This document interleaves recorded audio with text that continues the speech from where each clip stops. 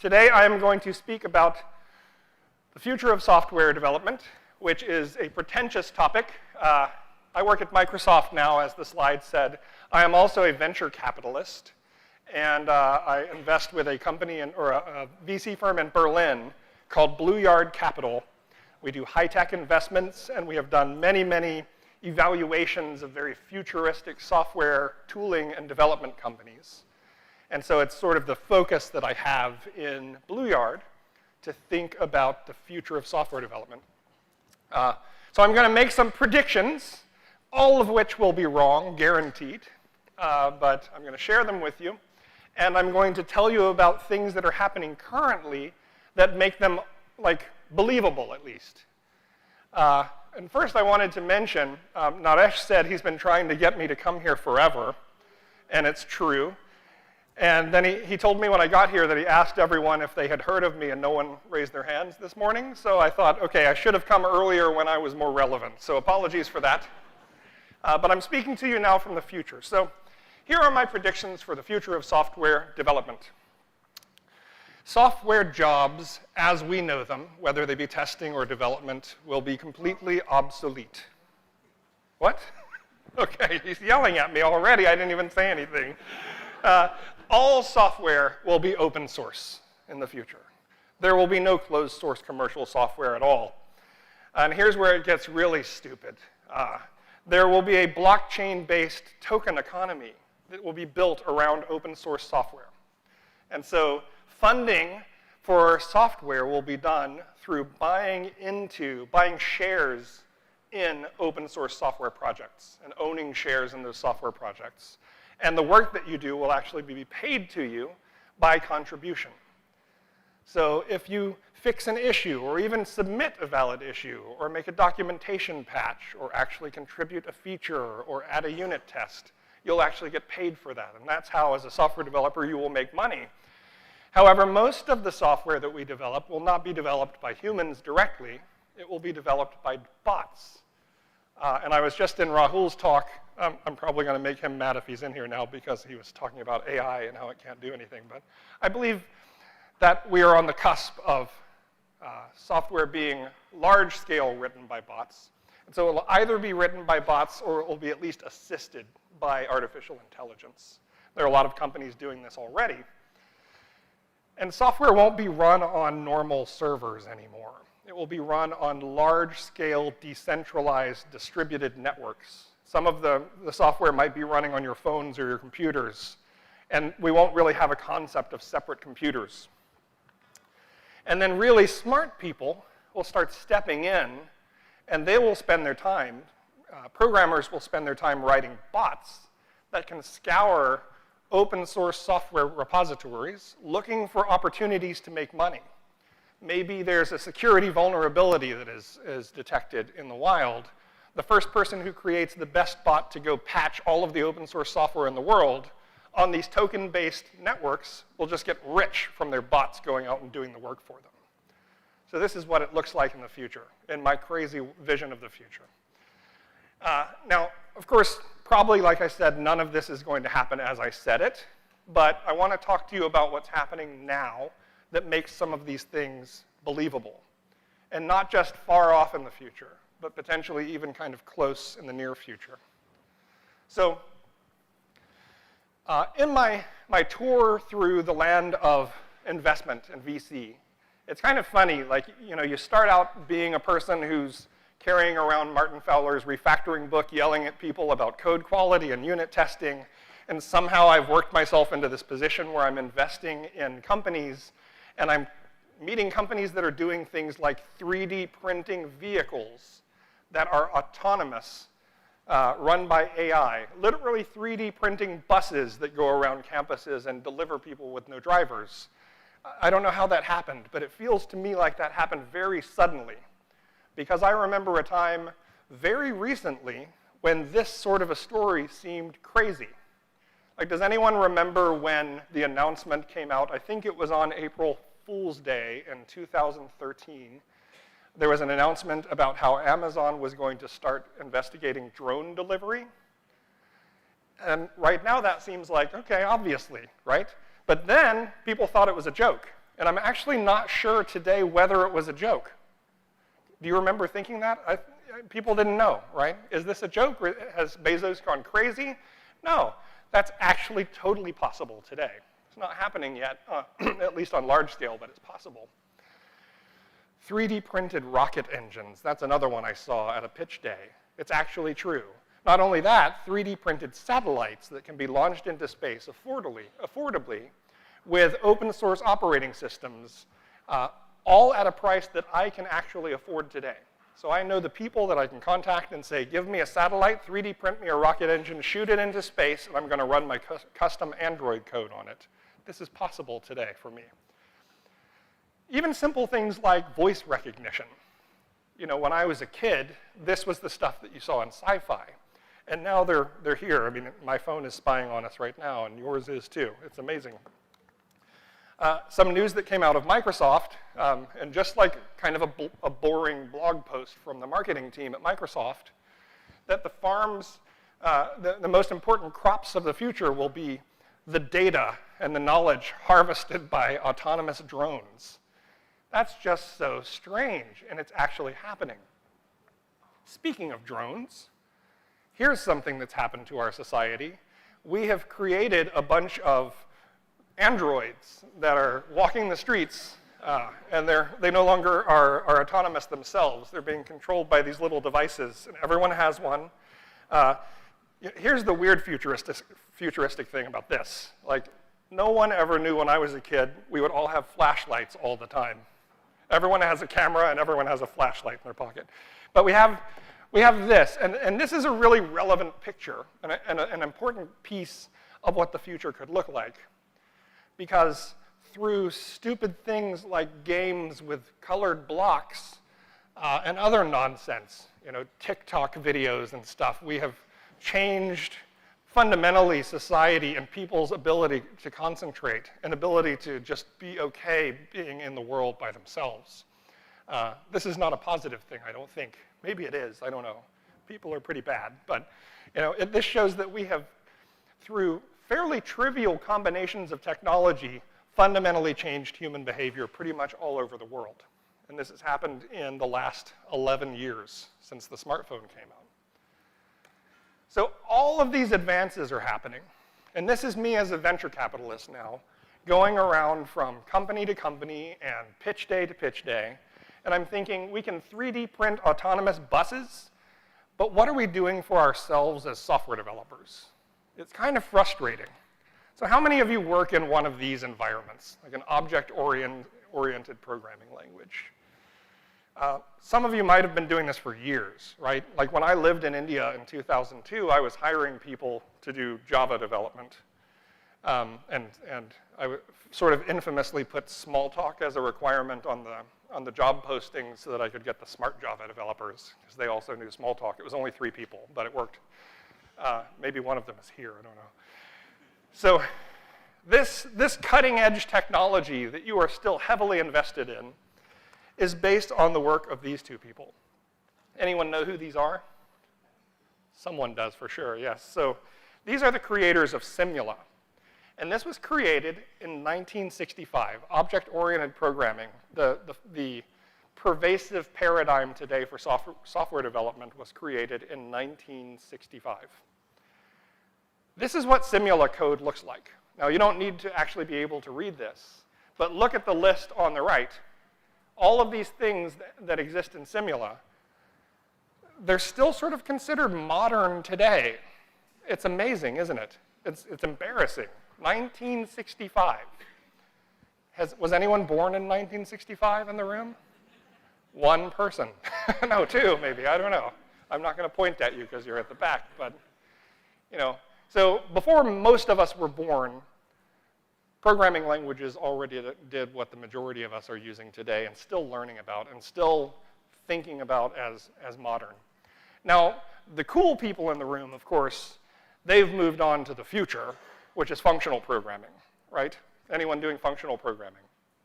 So you're the cool ones, and you're in the future. It's only 3 people here, so no one should feel bad. This is my passion in software development when I'm actually programming, which is almost never, unfortunately, anymore. I love Haskell. You should all learn Haskell. That's the takeaway from the talk. Thank you very much. This stuff was invented in the 50s. This is even older. So this is John McCarthy, 60 years ago, who created Lisp. And Clojure, which is one of the coolest functional programming languages right now, is a Lisp. So wow, we have not really done anything in the last 50 or 60 years. It's embarrassing, isn't it? So how about this? Anyone interested in serverless computing or containers, orchestration, that kind of stuff? Yes, of course you are. You don't have to raise your hand. Sorry. Anyone ever looked at Erlang? So Erlang, or Elixir, in the 1980s, was basically doing what we're all trying to get Kubernetes and Docker and microservices to do now, but it was doing it better than any of us have achieved so far with Kubernetes, Docker and microservices and all the other junk. So I do encourage you to look at Erlang and OTP and the system that was created there. It's pretty amazing. But 1980s, so that's at least 10 years ago. I'm not very good at math because I'm a music major, but you understand. Probably here in an Agile conference, many of you have seen a chart like this before, the Standish Chaos Report. Standish Chaos Report is run by the Standish Group something like annually. They go out and they do surveys of large-scale projects of big enterprise organizations. And one of the takeaways from it that is most often cited is project success rates. And so here, and by the way, some of you are thinking Standish is garbage and it's debunked and whatever. You might be right, but I doubt you'll disagree with their findings on this. So here's the 2012 results for project success. Basically, you've got 43% challenged, 18% failed, and then 39% successful. So challenged means significantly over time or over budget, and or over budget. And failed means just canceled. So I would say all of those equal failed. I wouldn't call any of those successful for sure, but I'd just say the whole thing is red there on the right. That's pretty embarrassing. Now this is 2012, so of course it's 2019, so obviously we've gotten a lot better by now, right? And no, we have not. If you graph the results over the years, it just sort of looks like this. You can't see any kind of trend. Basically, we suck, we have always sucked, and we're always going to suck. That's what Standish tells us. You don't need to look at the report anymore. This is what it's always going to say. It's sad. Well, of course nothing's changed. We're still using technology and approaches that we started in the 50s and the 60s. And I think it's because our intelligence and arrogance get in the way. We think, well, programmers and testers will never be replaced because these are creative activities. And computers can't do creative things. They can just do rote automation. For example, this. This is created by a computer. So, and you can go to deepdreamgenerator.com to see a bunch of these things. Again, the last few years, this kind of stuff comes out. I would argue that this is creative by some definition. And if it's not, you can't tell that it's not. It would be pretty impossible for anyone to determine whether a person created this or a computer. And I didn't plug in my sound, but computers are generating songs. So if you look at Daddy's Car here, there's a whole field of music generation that's going on. And I think this is one of the most interesting examples of it. Daddy's Car is a pop tune that's supposed to sound like the Beatles, and it really kind of realistically could be a Beatles song, or at least like a King Crimson song. It's kind of amazing. So hey, I guess computers can actually do creative things. It's kind of scary. I would bet that if you go through some of the stuff that you'll find online in Deep Dream Generator, as I said, and in music generation, you will not be able to tell which things are created by computers and which things are created by people anymore in some cases. Also, a bunch of work being done on poetry generation, and people create some pretty bad poetry, so that's an easy one, I guess. But we're at a nexus now. There's a bunch of stuff, I think, and I say this from scouring the world looking for bleeding-edge software development tooling teams and people taking software development and operations to the next level. There's a bunch of stuff that's coming together that makes new things possible that weren't possible until a few years ago, until GPUs came along and FPGAs and other ways of doing acceleration, for example, to speed up machine learning. And the list of things includes the fact that instead of having CVS and Subversion repositories that we install inside our firewalls, we have these large-scale distributed online collaborative code repositories.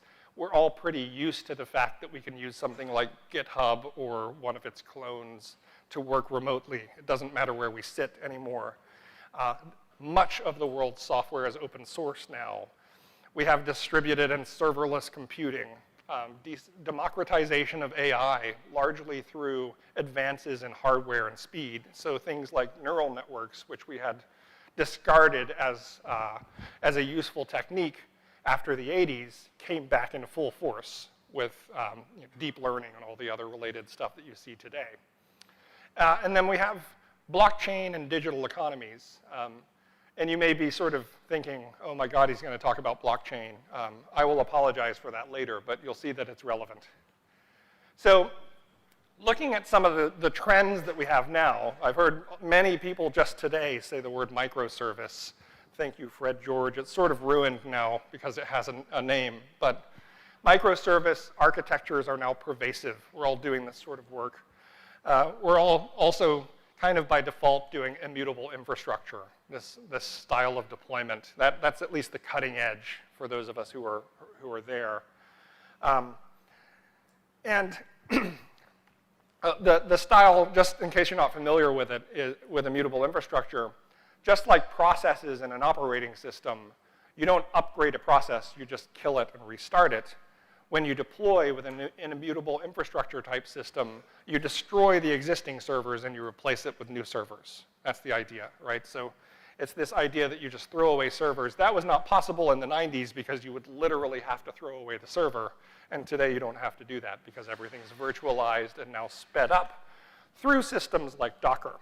So Docker basically gives you like address spaces, separate address spaces where you can put code and entire operating system images, or at least partial operating systems, and it gives you a deployment methodology, the immutable infrastructure style that I was talking about before. And then once you have these Docker containers, which are separate address spaces, you have packaging and the ability to manage multiple processes, process hierarchies, and use orchestration systems that allow you to set up process trees that interact with each other.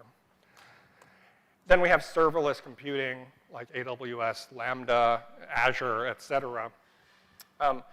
This is the culmination of all those things where we figure out that if we agree on some conventions, the whole concept of a server can just sink down into the scenery. We don't need to think about servers anymore. It's not truly serverless, of course, because there is a server somewhere. But with serverless computing, you don't consider the server. It doesn't matter anymore. There's just this distributed fabric on which you deploy and run your code. So it's sort of like what Sun was peddling back in the 90s and early 2000s.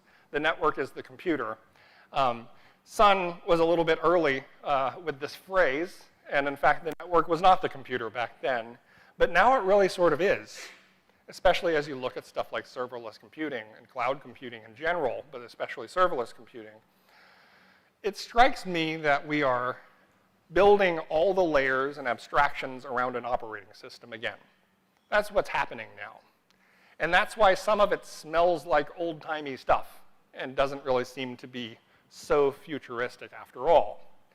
So if we're building a new operating system where the network is the computer, you need an OS on top of it, maybe we need some other abstractions to make things possible.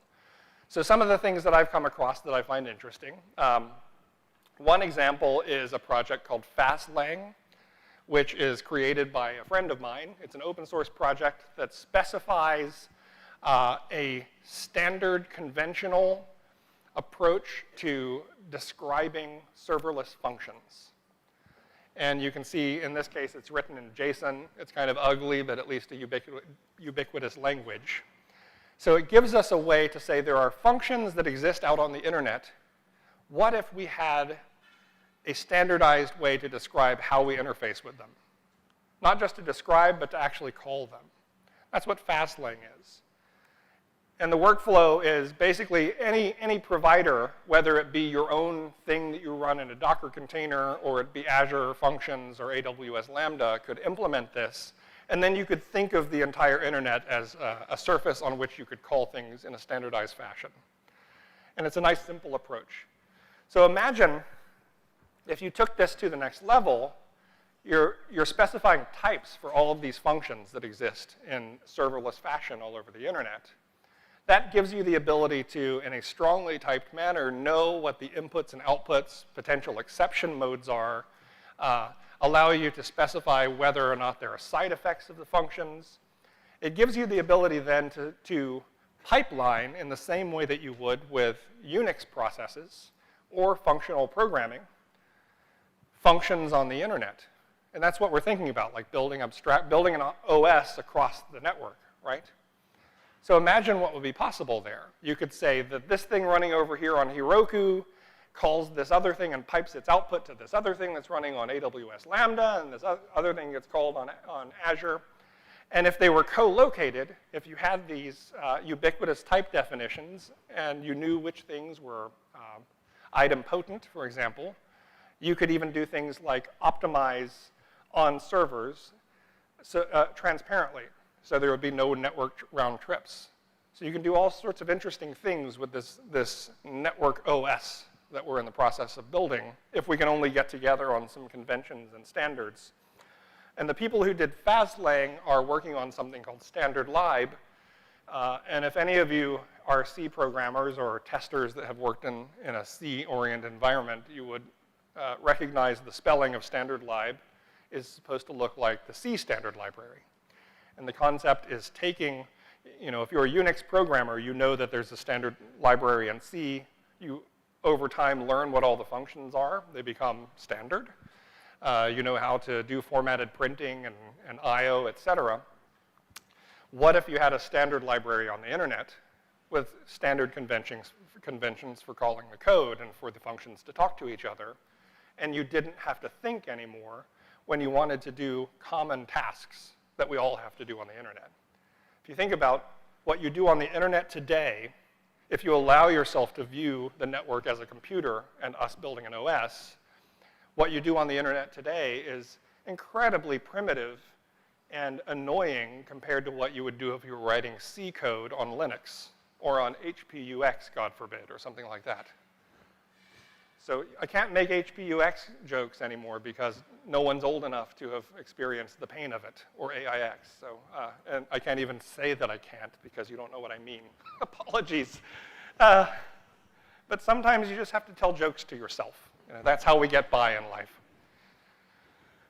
So this is just another example from Standard Lib, showing you the power. If you look at this line that says let tracks equal, you see what's happening here is there is automatically a namespace in Standard Lib called Jacob Lee, because Jacob Lee has deployed code in that namespace, and he has a function called recommend music. It is versioned. It has inputs and outputs. You can go look them up through the standard documentation of the Standard Lib of the internet and call. And it's all just completely transparent. And you don't think about the location of this thing. It could be on AWS. It could be in someone's data center. It could be on Heroku. I think this is a really powerful thing, and it's aspirational. Because even this, if you try to imagine going back to your workstation and really writing an app this way, you probably don't believe that it's possible, because it isn't. But people are working on this stuff now. So let's talk about real serverless computing. And this is where I go through the quick Bitcoin apology, or blockchain apology. So a few years ago, there was the crazy hype. And I assert that we are now in the trough of disillusionment. And I say this from the vantage point of someone who is a VC who has invested in a bunch of blockchain-related technologies, and also turned down most of the possible investments in blockchain-related technologies. because they were garbage, absolute garbage. In the same way that most people who say they're doing agile are actually doing something that's absolute garbage, right? See, I tailor this thing to the audience.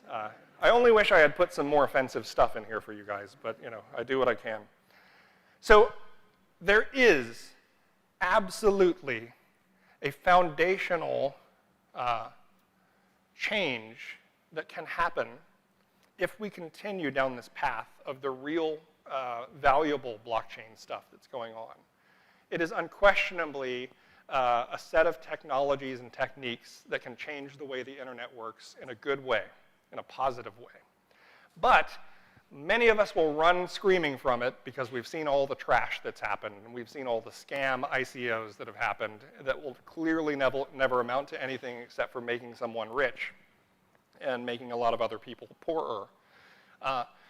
So I'm going to talk for a minute about what blockchain means. How many of you do you think you actually describe how a blockchain works right now? Okay, good. This is the right crowd, because I'm going to do that, and if you could already do it, you'd be bored. So what is a blockchain? It's kind of silly, actually, because we talk about like blockchain tech and what is your blockchain strategy. A blockchain is a linked list. That's what it is.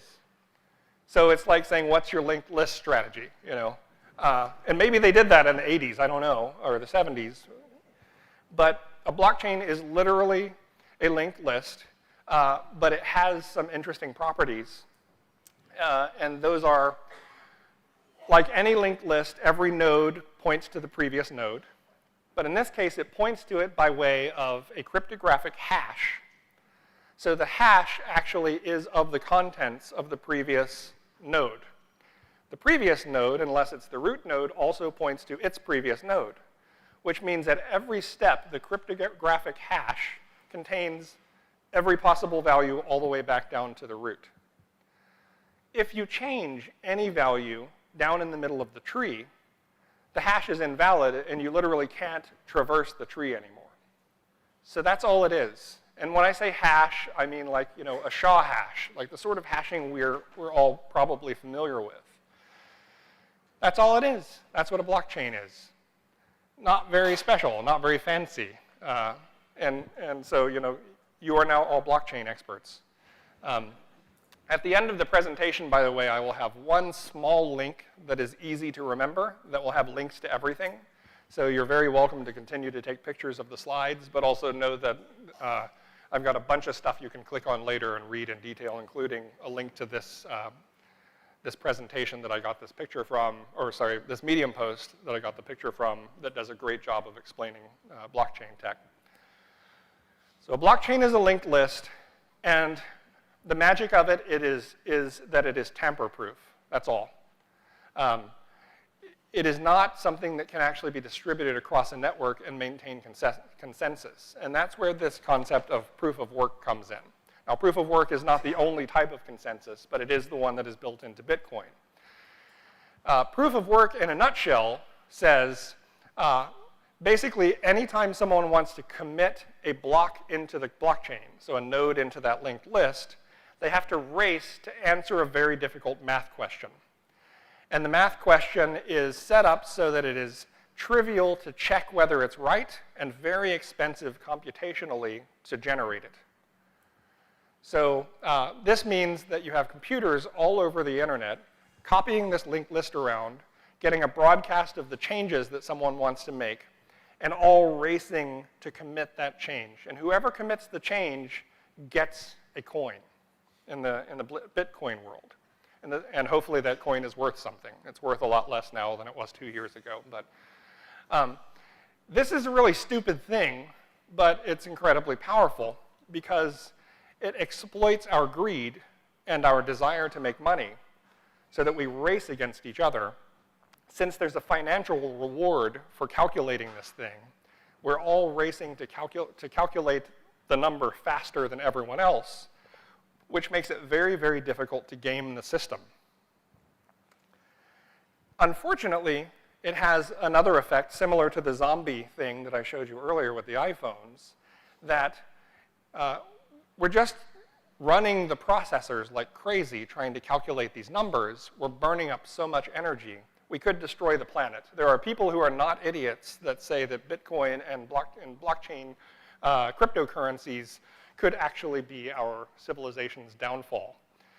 And you can find, this is an old article, I'm sad to say, and in this it was talking about using more power for Bitcoin than the country of Ireland uses, just to generate these stupid numbers. But it's all a race, and the purpose of this race is that it forces a consensus using incentives. We're all incentivized to get the coin, so we're all racing to generate this number. And that is really the core of what makes real blockchain technology worth exploring. And the things that will survive in blockchain technology are the ones that exploit that and expand on it. So Bitcoin is an incentive-based protocol where the incentive is driven by this stupid generation of a number. Imagine if you could set up something like Bitcoin where the thing we're all racing to do in order to get paid is actually valuable to the world. So this is one that I always cite as the best example that I've seen. And I invested in this, so full disclosure. You cannot invest in it now, so I'm not really selling you anything because it's closed right now. So you can't accuse me of trying to get you to buy something yet. But I do suggest that you download this white paper and read it if you have any interest in this. What Filecoin is a replacement for services like Dropbox, OneDrive, etc., for file sharing that has the potential to be way better than any centralized service could ever be. And at the same time, would be encrypted end-to-end, and no central player would own the data. Because right now, if you put your files in Dropbox, you don't actually know what they're going to do with it. You have to trust them. But with Filecoin, they would be distributed all over the internet, and no one would have control. Only the protocol would have control. And instead of doing proof of work, they have created some novel consensus algorithms. And we're not going to get too deep into them. But just to give you a taste of what they do, they have proof of replication, which is an algorithm that is cryptographically provable, that proves that a file that you have is actually replicated onto your disks, so that you have them, and that it's replicated across the network. And you will be rewarded as a server of the file for having replicated it instead of just pointing somewhere else. And then we also have proof of space-time, which proves that you had the file for a certain amount of time. Now this is important because in a distributed file solution where you're paying someone to serve up files, and I should have said this, the incentive here is I request a file from the Filecoin network, and you can all broadcast back if you have the file. I can give you that file, and if I get the file from you, you get paid for having transferred it to me. That's the basic idea around Filecoin. Proof of space-time proves that you actually had it before I requested it, to avoid the scenario where you could say, oh, I have the file, and then go get it from someone else and pass it on. So it proves that you have it. There are all sorts of other things built into the protocol, if you read it, about being close to the source, so you're more likely to actually get paid and to win the race if you and I are on the same network and I request the file and you serve it to me. So you can imagine it gives you this distributed, geographically distributed, replicated, encrypted end-to-end file serving and storage approach where no one has any ownership. You don't have to trust any central company.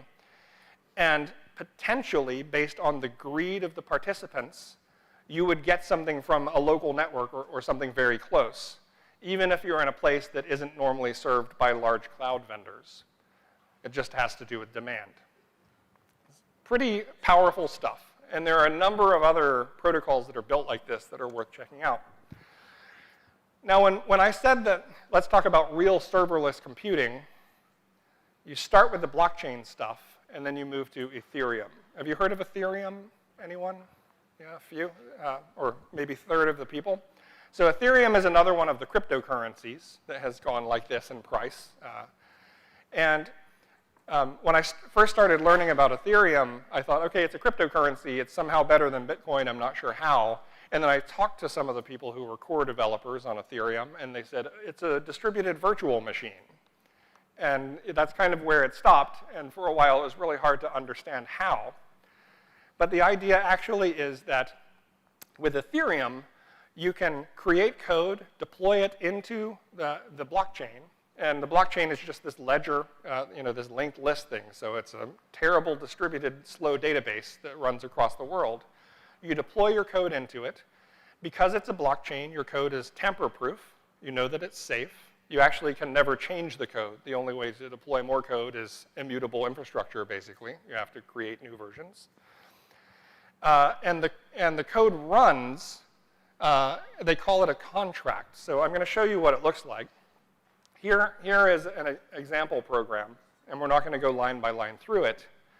But you can see this is real code that someone has programmed in a language that sort of looks like JavaScript. There are multiple languages that you can write and compile into the distributed virtual machine of Ethereum. This is called Solidity. It's the default language from Ethereum. But it actually is a virtual machine, and you can really write code that runs in it. It's code that will run slower than any code you've ever run, and it will access a database that is the world's slowest database, but it will be tamper-proof, encrypted end-to-end. You can never turn it off, which has an interesting property, because as long as the decentralized list of computers on the internet running Ethereum is still up, or that some are still up, your code will still be there. But we have now a virtual machine. Oh, and I left out an interesting thing. It's kind of like Haskell. It's very, very hard to do I/O, and only people who've ever tried Haskell will understand that joke. But it is almost impossible to do anything outside of the virtual machine. So to deal with that, there are a bunch of new technologies that are coming, layering on top of this VM, and guess what? Just like we're doing in serverless, we're building an OS piece by piece. And some of the examples of that are Filecoin, as I talked about, building a distributed file system. Zeppelin OS handles a bunch of things for package management and process management. But we're actually building what I believe could eventually be a usable distributed runtime where there is actually no server. There is this abstract concept of a server. Of course, it's running on computers, but there will never actually be a server behind this. And that's why I say real distributed computing, or real serverless computing.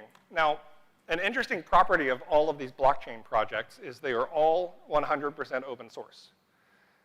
The ones that are not open source are the ones you should never use, because you have to be able to remove trust of individuals and trust the protocols. So it's sort of inherent in the model of blockchain projects that they have to be open source so that you don't have to trust them. You need to be able to audit how they work.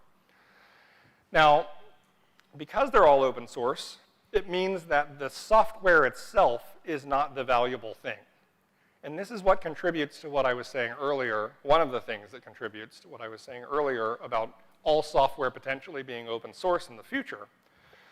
If you look at, on the right here, this article, you see that when Filecoin did its ICO, it raised $257 million in an hour, or 2 hours, something like that. So that company is now well-funded. And what they're going to do is, for the rest of their existence, they'll be writing nothing but open source software.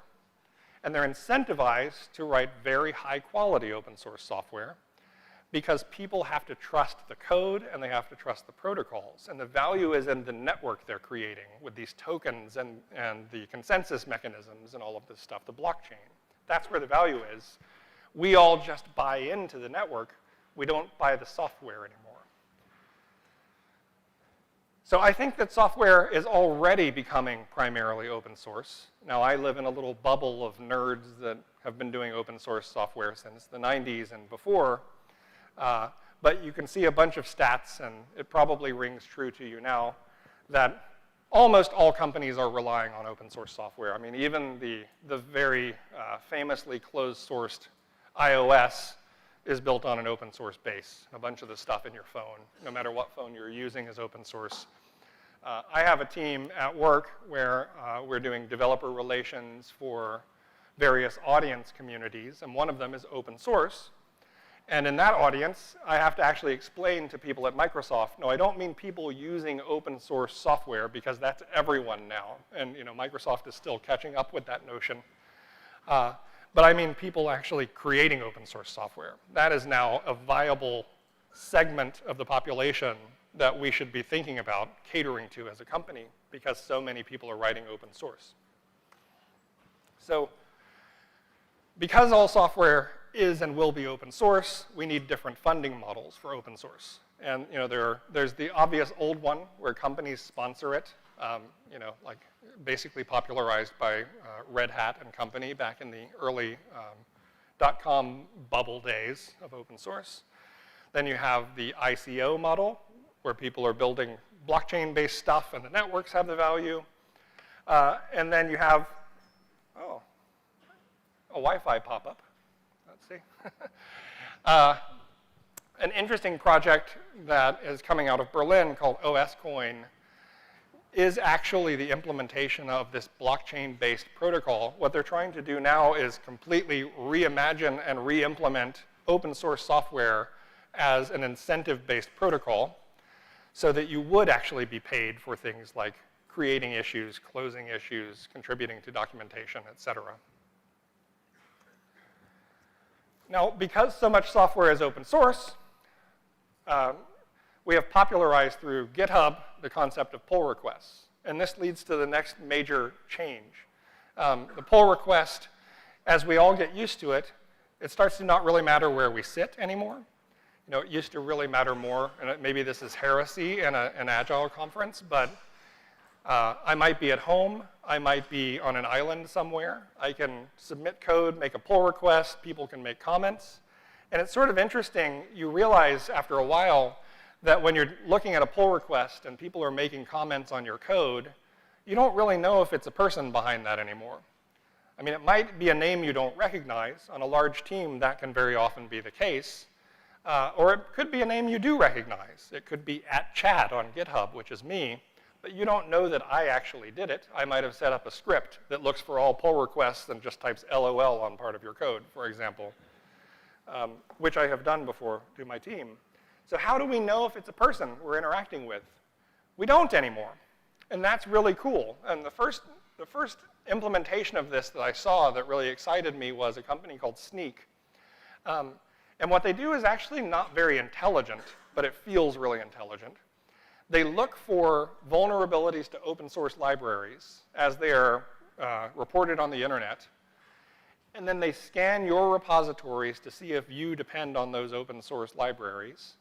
If you do, they automate the creation of a pull request with a patch that just upgrades to the safe version and links back to the disclosure of the security vulnerability. And that's it. And the cool thing about that is, when I saw this the first time, I realized I don't like code that changes my code because I don't trust it. But if code submits a pull request and I can review it just like it's a human, that's pretty cool, actually. I can see the diff, probably won't change the code if I comment on it, if I give it suggestions, but I realized then that this pull request model is extremely powerful for the future of us being able to automate the creation of code and the modification of code. And it's really interesting to think about where that can go. There are a bunch of teams working on this now, and as machine learning speeds up further through acceleration, GPUs, FPGAs, and perhaps stuff like quantum computing, if that pans out, and it's pretty close, potentially, maybe. We don't know, actually, but it could be really close. If it does, everything's different. It means that we can start doing things like automating through AI the creation of our AI models, using machine learning to create machine learning to create machine learning.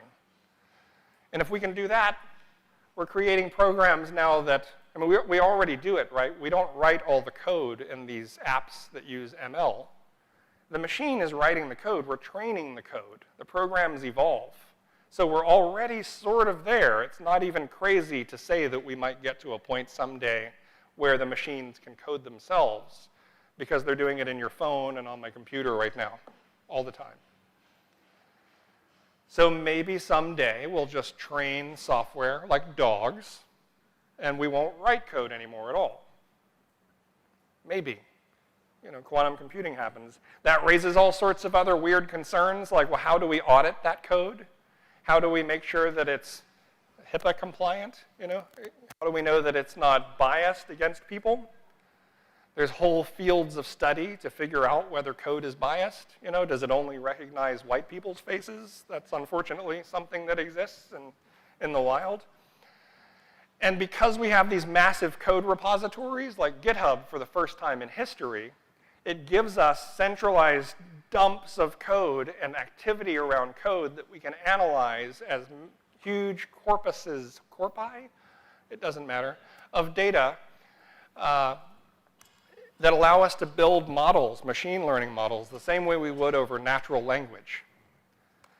There are projects that are now trying to look at all the world's code and turn it into a common language. So Babelfish is an example of that. And then researchers who are taking these common representations and turning them into semantic representations that allow us to reason over them. And here's the best pointer to all this stuff that you might find, ml4code.github.io. This is a colleague of mine, but he's a researcher, and he's just cataloging the world's efforts in ML-driven code creation. It's not just code, though. What about repository activity? Think about all of the repositories that you've worked on in the last couple of years. Every commit, every comment, every revert. It's a mass of interesting information. This is actually from 2009 or 2008. Michael Feathers wrote a really interesting article about just analyzing file churn versus complexity. And it's amazing the intelligence, quote unquote, that comes out of stupid analyses like this.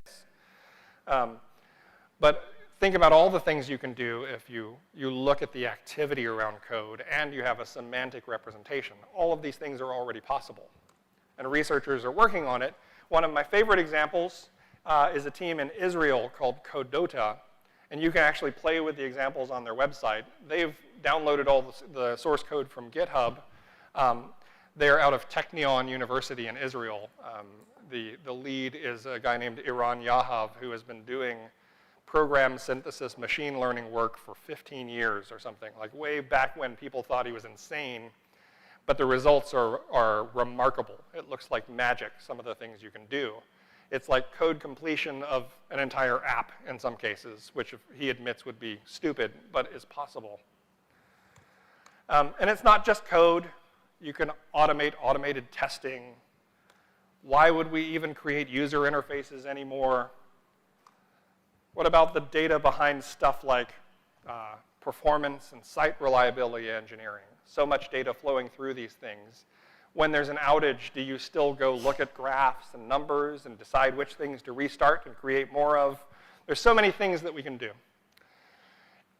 All based on this nexus of things that have changed. So you're probably not going to go back and throw away all your code after watching this talk. I might, actually, but not because of the talk. So what do we do now? Well, I think the first thing is to realize that we need to do something different. And as an industry, at least allow ourselves to think more ambitiously than we have been thinking. We haven't been applying all these incredible advances that we are to stuff like self-driving cars to our own worlds. So let's do that. Open source or die, that is my message. I think companies that are trying to build closed source software, they're destined to fail. And it's not a 0 to 1 switch that you can make overnight. But whether it's internal software or software that you're selling, you should think about how to open source your software and also how to use as much open source software as makes sense for you. Something that will apply to all of you in order to be ready for this crazy future, no matter which one happens. It is universally true that decoupling will be a good thing for you to do. Because if it turns out you should throw away large swaths of what you exist, of your code assets, the best case is that you have clear interfaces between them and that the parts that you will keep are well separated. And then dive into this blockchain stuff, especially here in the trough of disillusionment. Because if you look at this, the innovation curve, the Gartner curve, you'll see that if you're successfully betting at the right time in the trough of disillusionment, then you stand to gain a lot as it rises back up. So I say now is actually the time to really learn about blockchain, cryptocurrencies, all those sorts of technologies, because the world has lost faith in them. But we've also learned a bunch of lessons about things that don't work. And then I think every developer now actually has to do machine learning somehow. You need to at least get machine learning literate, because every problem might be a machine learning problem in the near future or today. So if you don't think that that's your realm, it's sort of like someone saying, well, I don't need to learn object-oriented programming, or I don't need to learn about the web or about mobile development. Kind of sounds like Microsoft in the 90s, doesn't it? But, or in the 2000s. You will get left behind if you don't know how this stuff works. And it's really important to invest in. And that's me. This is my link. So check the link. It's got all sorts of links to all the stuff that I glossed over. And thank you very much for your time.